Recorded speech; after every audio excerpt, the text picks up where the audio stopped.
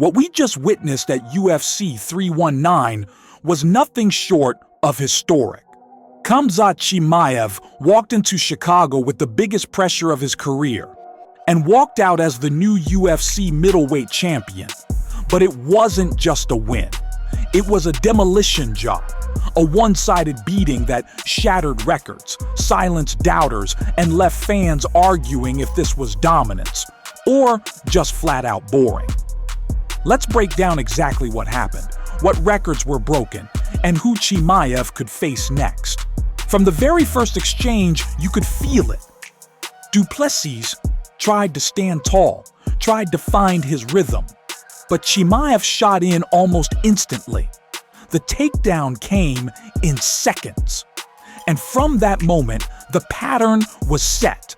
5 full rounds of relentless top control, suffocating pressure, and vicious ground and pound. Every time Du Plessis tried to scramble, Chimaev dragged him back down.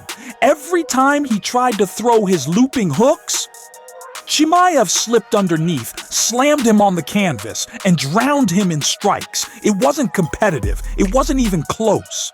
The numbers don't lie. And the numbers from this fight are insane. Khamzat Chimaev landed 529 total strikes. Read that again, 529. That's a new UFC record for the most strikes landed in a fight. Du Plessis? He managed just 45 in return, 12 takedowns, 30 minutes of pure control. And when the judges read the scores, it was unanimous, 50-44 across the board. This wasn't just a win, it was the most lopsided title fight performance we've seen in years. But here's where it gets interesting. Because despite this total domination, the Chicago crowd wasn't entirely impressed. Some fans booed.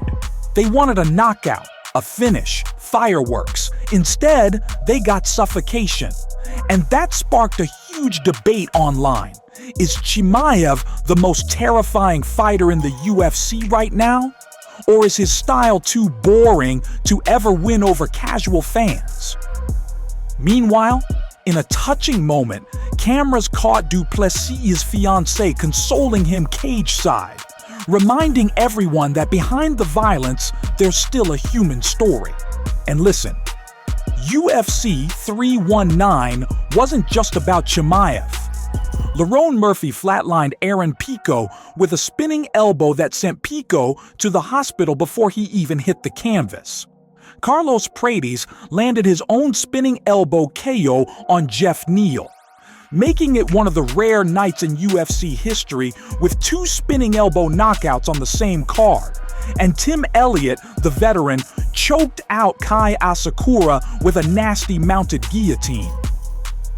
This was one of those wild cards where highlights kept coming, but Chimaev's destruction stole the show. So, what does this mean? For Du Plessis, it's back to the drawing board. His grit carried him 25 minutes, but he was completely outclassed. For Chimaev, it means one thing: a warning to the entire middleweight division. Nobody has landed that many strikes in a UFC fight. Nobody has ragdolled a top contender for that long. And if reports are true, the UFC already has October circled, Abu Dhabi, UFC 321, for his first title defense. The question is, against who? Adesanya? Strickland? Pereira moving back up? Or maybe a fresh new contender? Whoever it is. After tonight, they all have to know one thing. If you step into the octagon with Khamzat Chimaev, you're stepping into hell. So what do you think?